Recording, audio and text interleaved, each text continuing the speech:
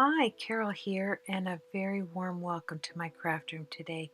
I'm going to be doing this beautiful layout.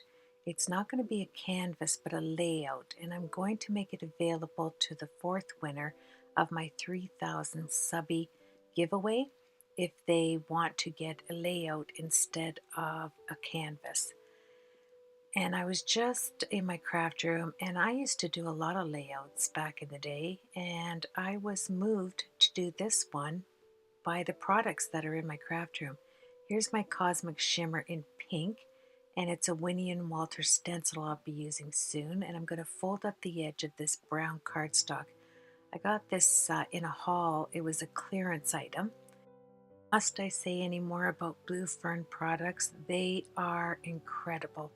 High quality chipboard cutouts. I love them. I can't get enough of them. They're wonderful for layouts like this, for albums, really anything you want to put together with class. I love Blue Fern. They make gorgeous papers as well. So here I'm setting it out. I'm not quite sure right here whether I'm going to use the flower end to do have the top portion with the floral image going across, until I cut it apart and realized as I put it right there that this would make a wonderful time clock layout. Just beautiful. So I look at it again, I put it there and look at, isn't that gorgeous? So from here on in, it's going to be a timepiece. So I grabbed my Distress inks in Seedless Preserves and the Vintage Photo, two of my favorite colors. I mean, you can't get any more vintage shabby chic than using those two colors, can you? I'm going to use the mini distress tools and just do direct to paper as I go across the edges that I just tore out. And I set it down, and remember this frame that I minked on the machine, on the mink machine with the gold foil? Yes, I didn't use it on that one card, but I did put it in my stash, and it will go as corners on this layout. Now, I have such exciting news I want to throw in here as well as I keep going on to the layout image. And here I'm taking my black gesso.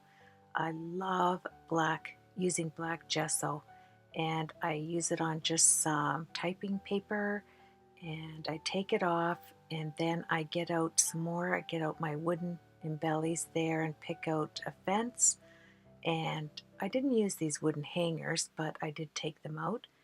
And we are going to black gesso those as well, just a little bit on the minked foil piece frame here that I cut out from one of my Sizzix dies, and this fence. And I use this fence quite a bit in my mixed media. I'm taking my Mod Podge, and we're going to go across the back, and we're going to put it down with my foam applicator. Just right, yes.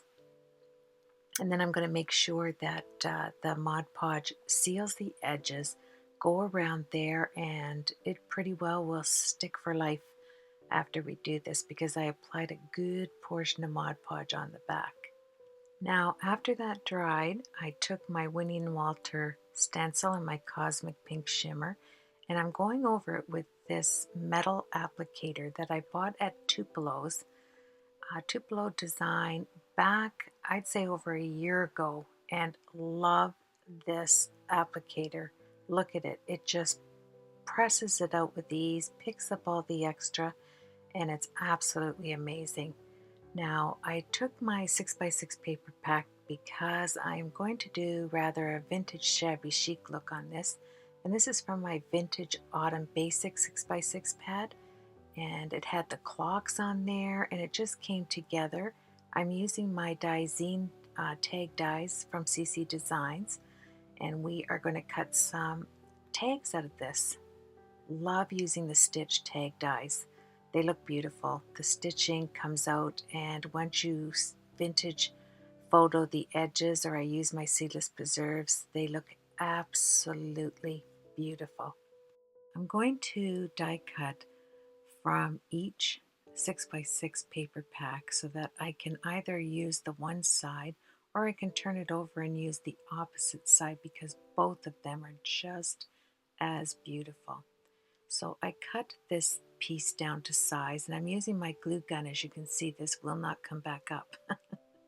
And it's a tad crooked, yes, but that's okay because it's stripes. And what I do to resolve that issue is I just pull in the brown paper, and because I have the stencil slanted, you really can't tell on this. So I take some vintage photo in my distress tool, I go over it, and now for the placement of my little tags.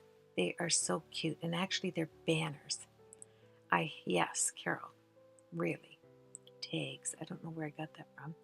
So at 100 miles an hour here, I set my clock down. I had this clock and belly, a metal one, and I am just placing each of these little banners down, and I cut out some matching stripe paper to go across about 1/4 of an inch by 3 inches.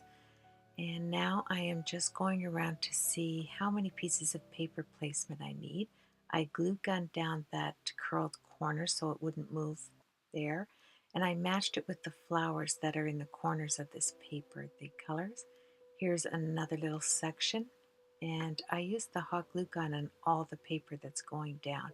It's quick, it's easy, and you're not dealing with double-sided tape. So it allows you to go much more quickly. As I lay the paper down, I'm just grabbing another piece here. I'm distressing the edges, going over it with vintage photo. And as I put it down right here, I lift it quickly back up because I noticed that the writing script was upside down. So you wouldn't notice it, I don't think. I did just at that time because the clock, the 12 was at the bottom where the 6 should be on that paper. Yeah, that was something that made me take notice. And you want to see in your papers that they're not always going in one direction. So you want to take it vertical and horizontal. I took out some of my lovely applique from the vintage dresses that I cut apart from the thrift store, the wedding dresses. Love to have applique there because I know I'm going to be putting the fence down. And I take another sheet of paper. I wanted to have a light sheet here, and I made my own banner. It won't have the stitches on it, but that's good. It just gives the eye a little bit of rest with all of the stitching. How's that sound? It's only because I needed a piece right there. Well, I'm going to add some more of these little banners, and I'm going to tell you my exciting news. I'm going to be a guest design team member over on Tupelo Designs LLC. I am over the moon excited. Over the moon excited. And I am going to be doing my videos for Tupelo. You'll have to check it out. I'll leave all the information in the subscription box. And they have a store that has amazing products. You will love it. And my first design team project will be on Friday, and I will be doing my projects every Friday. So I want to just share that with you, my friends. Yes, isn't that exciting? I'll share a bit more about this in just a minute. I don't want to get behind here as well, but I put the blue fern up on the top there. Isn't that gorgeous? Doesn't that look like a clock? And I'm adding a lock and a key embellishment because it just fit right there with those banners and tags, whatever they are. See, I'm telling you, I'm so excited just to mention that, and I'd love for you to check Tupelo's out because they have everything you can dream of. They have it in their shop, and so I would just encourage you to go and check it out. And I know you will fall in love with Jane and Mike and Dan over there. They are wonderful, wonderful people. Just amazing people. Just been very kind to me. And so I will see you Friday, and I will be doing an opening for that on Friday. I just wanted to mention it here so you would go over and check the store out. So here we go. We're putting the fence down. I am raising it up so it has a indent in the center, and I'm putting my hot glue on it. You can slide your hand down inside the center.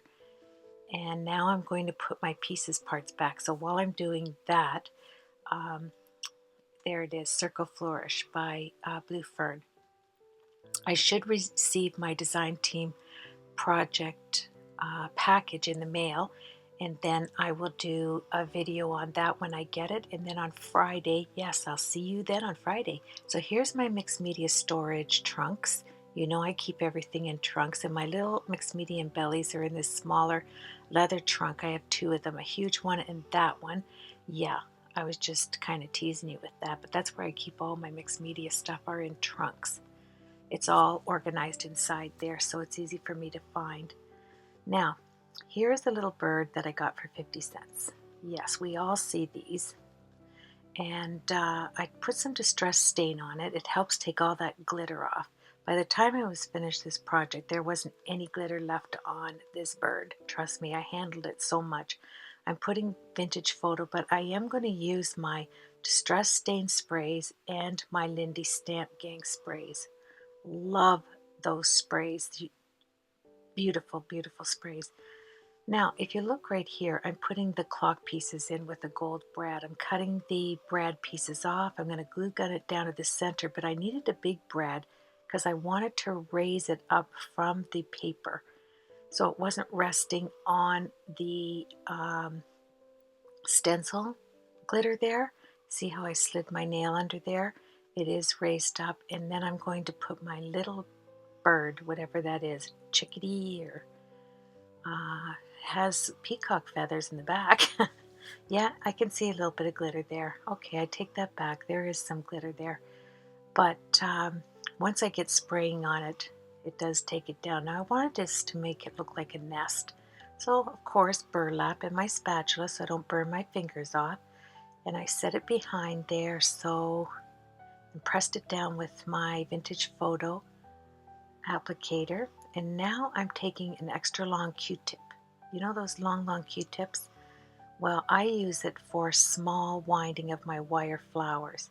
And when you get flowers for layout, don't look at the colors, because you're going to put gesso all over that and you're going to decide what color your flowers are going to be. So I never look, when I buy floral things, I never look at the color. I always look at the texture. Is that something I want to have on a layout? And I go from there. So here we are taking the minked piece that we put the black gesso on, and I'm adding it to this corner on the right, and I also add it to the left corner. And I have another embelly here that's metal. I set it, it just had to go right there on that piece of paper. And see my glasses right there? I kind of thought that we see time, but I took it off because it just didn't go with it. And yeah, I'm winding up my wire there on this stemmed little roses. It just adds a nice effect when you put it on there, and then you gesso right over top and color it whatever color you want. Well, I took the glasses off the clock and I end up putting hands on that clock. It just didn't seem right there. So later on, you'll notice in the pictures that it is gone, and then I put hands on it. Yes, a clock must have hands. So like I said with the flowers, it doesn't matter what color your flowers are. When you do a layout, you're going to gesso over top and spray it down with whatever you would like to have on there representing that type of flower. So I'm going to speed it up here, and we are going to together look at the different styles of flowers that get put on here. From carnations to roses to pansies to tulips, there's everything on there. Maybe not a tulip. I'm looking at it. I don't think I had a tulip. No, I didn't. But a lot of roses, and see how they're all different colors? Like, oh, you have to look past that. And on my clock there, those are thickers. I buy the numbered thickers that are the foam numbers because they come in different number fonts. And I really liked this number. And I made sure I used my T ruler so that the 12, the 3, the 9, the 12, 3, 6, 9, I'll go in order, was even. So I just took my square ruler and put them on with that, and my T-square, and that way it looks positioned.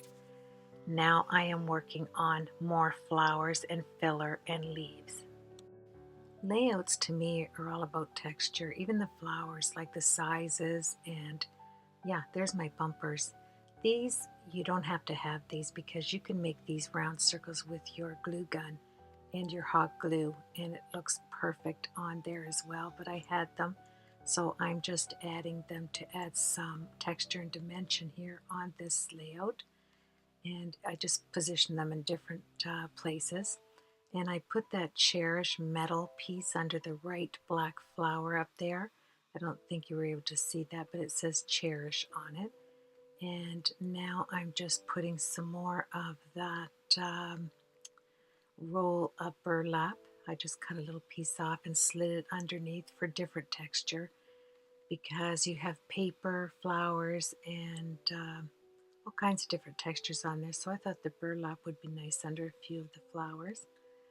And then we're going to move on.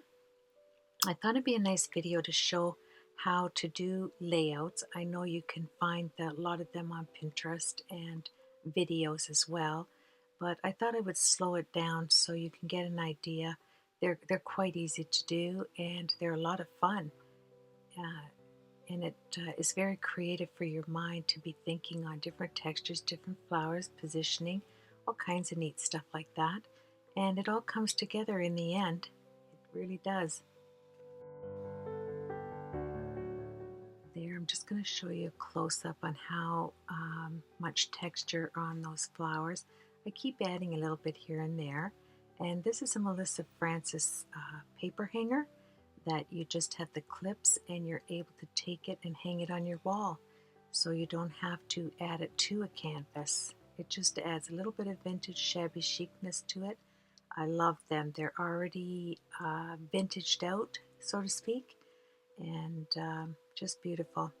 So now I'm adding some pieces of tiny little rose buds. I decided to put it under that yellow and white flower there and have it hanging towards the bottom. I want to make sure that the flowers just aren't hanging in a straight line. I end up putting more bulk to that side. Later on you'll see that. You can add flowers on top of flowers, and yeah, see how I put it there? No. And there? No. And there it is. I take it off, but that's where I end up putting it. Right on top of that black and white flower on the right. So anyway, I'm really excited about Tupelo Designs LLC. I'll leave the link. And every Friday you will be getting a video as a design team member guest. And I look forward to it this Friday. So I hope you'll join me. I'm really looking forward to doing a project every Friday for them. And here's my homemade gesso. We're going to put it all over wherever I want the sprays to stick and have my own color. That's where I will apply the gesso, because gesso, it just makes it is a sealant, and it just seals the paper, whatever you're putting it on, so that you can add some liquid sprays to it. I also put it on the metals because I'll be using the Tim Holtz crayons over top of the metal and the fence. So wherever I want to add some type of medium, I put my homemade gesso. And then we're going to start with our sprays. Love using sprays. This is where you get to experiment with your colors. Now I'm going to use my Deco Art Metallic Luster, and it is in the color Champagne. Beautiful, beautiful color to add to anything on your layouts or anything you want to have a mild representation of a champagne gold. It's not like your Rub and Buff. Rub and Buff is a great deep gold, and I will be using that on some of the metals later on. So now we're going to move on to the sprays. I start experimenting with the colors. I add my Lindy Stamp Gang, I add some water, and I will just let it drip down so that I can get some wonderful, wonderful dripping off the top going towards the bottom in the different colors I'm going to use on the flowers. Then I grab my Distress sprays. I do the same thing, apply a little bit of sprays of water from my Tim Holtz sprayer there and let it drip down. And then instead of using a baby wipe, I'm using some of the burlap because I want to color that burlap to put under one of the flowers. So why not sop it up with the sprays while I'm going, and then I can add it to my flower underneath it later on, right? Kind of like getting 2 for 1. And now this is an EK Success Punch. It is a 3-in-1 butterfly punch. You get the one punches out so that it doesn't come right out of the cardstock, as you can see. The second one gives you the background. Here's the first punch. See how it just gives you the wings? And this is nice for a card. I don't end up using that obviously on the layout, but I do use the second punch and the third punch. The second punch gives you the background, so you would do that either lighter or darker, and then the third one gives you all of the cuteness. There it is there. And the third one will give you more of design. And I love this punch. You just slide it across and you have 3 little butterflies all in one. See that? Isn't that cute? And then you can use it on a card later on by just placing it on top, and you get that beautiful 3D look. So I've already punched out a lot of them out of that one sheet of distress paper. Actually, it's a really nice vintage paper out of that vintage pack. And now I got out 11 different colors of sprays, the distress sprays, and I got out 6 colors of my Lindy Stamp Gang so that I had them right on hand and I could experiment. And as I spray them, I dip my butterflies in them so I can match the colors. It's a quick and easy way, so you don't have to do it separately. And then I grab a Tim Holtz black crayon, and I'm going around all the places where I want it to stand out in a rich black. And then I rub it with my finger, and then I add it to my actual page. And here I want the banners to, the tags, banners, whatever they are. See, I always fight with that, eh? It's like embossing folders and stencils. The two of them I always get mixed up. But here I take my baby wipes so that I can tone it down, and look at that one right, where is it? I'm going to get right there. Doesn't that look like a vintage fence? Ah, I just love that distressed. Oh, I love anything distressed. It looks so gorgeous. So here I'm going to add that bright yellow. That is, that's the Tim Holtz Marigold, I think. And yes, so now I go over the leaves in 3 different greens, and I'm combining them each with from the Distress Stain to the Lindy Stamp Gang, because the Lindy Stamp Gang gives me that metallic behind it, where the Distress Stain is, you know, straight color without any metallic to it at all. So I was able to get the sprays in both forms, which was beautiful, and I'm blow drying it with my heat tool here so that I can, when I heat these, sometimes I go right on the flowers so that I can bend the flowers because they're wet and they're moldable, and you'll be able to get the petals to bend back by using your heat tool. And I also have to place those butterflies. So, oh, that's, no, I take it off of there. Look at, I'm fighting with the thought of putting that butterfly where my arm should go on that clog. First it was the glasses, and now it's the butterfly. So I end up putting it right in that little corner there. Yes. Look at, I pull the camera up and you still can't see it. I don't know what I was thinking there. Sometimes it just has so much fun I forget to look over at the camera to see if I'm in focus. And I add a butterfly right by the hands of the clog, and over here by the bird, that's a double one. I put the black on the top portion because I'm going to use that Rub and Buff Gold on the black so it really stands out. And I'm going to use a lot of the Rub and Buff actually because I love that stuff. And the, oh, here we go. This is Technique Tuesday, and these are 8 different stitches, stamped stitches, so you don't have to use your sewing machine. Yeah, it's a lazy man version of sewing. So I grabbed this kind of weaved stitch. I use my favorite things hybrid ink in the licorice, and I put it on the acrylic block, and I'm going to go over all different areas, you know, sideways, up and down. I'm going to mix it up so it looks like I have stitches on there. And here's my Rub and Buff. Wasn't that quick? Look at all the stitches. You can see them if you keep staring at it. Where I stitched it, I must have taken it out of the edit, but that stitching is everywhere. I'm taking the Rub and Buff Gold. This will last you a lifetime, this little wee tube. It's wonderful. And I'm applying it to the hands of the clock, the metals, some of the flowers on the roses, just on the tips. And now I'm taking my silks and I'm going to take a makeup applicator and I'm going to apply this to, it's turquoise, I'm going to apply it to the edges of these banners. Yes, I think I got it right there. I'm not going to say tags, they're banners, Carol. Well, we're going to do some more spraying. I like to have at least 3 colors per flower so that I get a mid-tone, a light tone, and a dark tone on each flower. And I dropped some little droplets of the Lindy Stamp Gang because the gold in it seems to wick out, and I really love that look.